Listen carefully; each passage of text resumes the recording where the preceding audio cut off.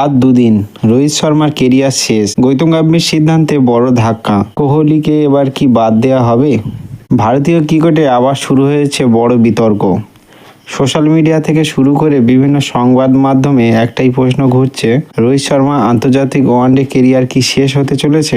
England সিরিজের পর কি ভারতীয়দের দলে দেখা যাবে না হিটম্যানকে? আর যদি সত্যি এমনটা হয় তাহলে বিরাট কোহলির ভবিষ্যৎ নিয়ে বড় সিদ্ধান্ত নিতে চলেছে টিম ম্যানেজমেন্ট। আজকের ভিডিওতে আমরা আলোচনা করব বিভিন্ন প্রতিবেদন, প্রকাশিত তথ্য এবং নির্বাচকদের সম্ভাব্য পরিকল্পনা এবং ভারতীয় ক্রিকেটে আসন্ন পরিবর্তন নিয়ে। চলুন শুরু করা যাক। সম্প্রতি বিভিন্ন সংবাদ মাধ্যমে প্রকাশিত প্রতিবেদন দাবি করা হয়েছে যে ইংল্যান্ডের চলতি সিরিজে শেষ হওয়ার পর ভারতীয় নির্বাচক কমিটি নাকি রোহিত শর্মাকে ভবিষ্যতের ওয়ানডের পরিকল্পনার অংশ হিসেবে ভাবছে না।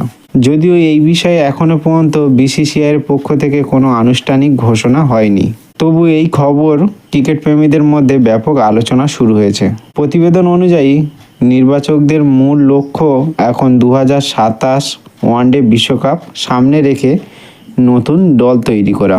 সেই কারণে তরুণ ক্রিকেটাররা দীর্ঘ সময় ধরে সুযোগ দেওয়ার পরিকল্পনা নেওয়া হচ্ছে। রোহিত শর্মার সাম্প্রতিক পারফরমেন্স একটা আলোচনা আরও জোরালো করেছে। গত 8টি ওয়ানডে ম্যাচে তিনি করেছেন মোট 241 রান। তার ব্যাটিং গড় প্রায় 30, স্ট্রাইক রেট 88 এর কাছাকাছি। এই সময়ে মাত্র একটি অর্ধশত রান এসেছে তার ব্যাট থেকে। একজন সিনিয়র ওপেনারের কাছ থেকে এমন পারফরমেন্স অবশ্য প্রত্যাশা করা যায় না। এই কারণে নির্বাচকদের দাবি এখন যশস্বী জয়সওয়ালের মতন তরুণ ক্রিকেটারদের দিকে।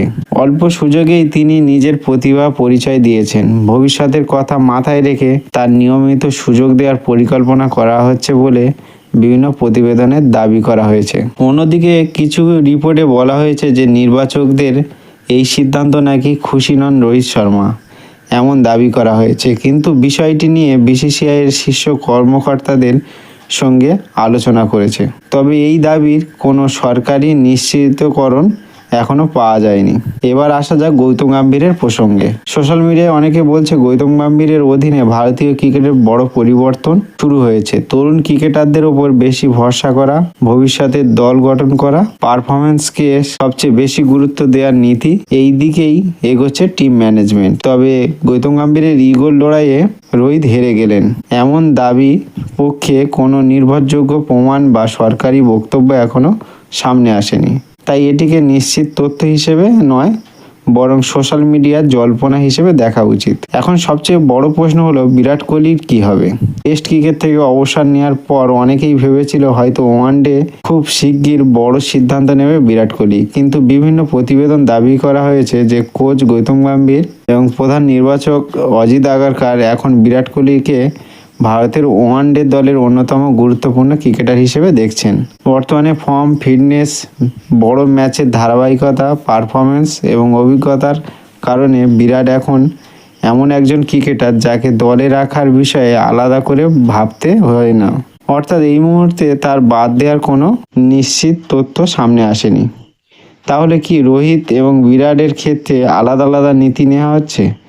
বিভিন্ন প্রতিবেদন দাবি করছে যে নির্বাচকদের মতে বিরাট এখন ধারাবাহিক পারফরমেন্স দিচ্ছেন, যেখানে রোহিত শর্মার সাম্প্রতিক পরিসংখ্যান তুলনামূলকভাবে হতাশাজনক। এই কারণে দুই ক্রিকেটারের পরিস্থিতি আলাদা। তবে ক্রিকেটের শেষ কথা কখনো আগে থেকে বলা যায় না।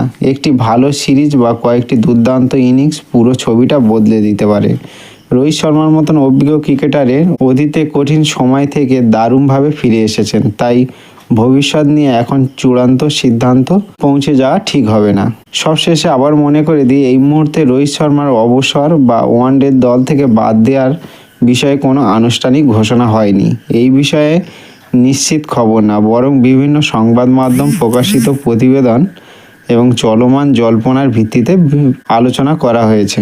এখন আপনাদের কাছে একটাই প্রশ্ন, রোহিত শর্মা কি আরও সুযোগ দেওয়া উচিত, নাকি আগামী দিনে বিশ্বকাপের কথা মাথায় রেখে তরুণ ক্রিকেটার যশস্বী জয়সওয়ালের দায়িত্ব তুলে দেওয়া উচিত? অবশ্য কমেন্ট করে আপনাদের মতামত জানাবেন। ধন্যবাদ।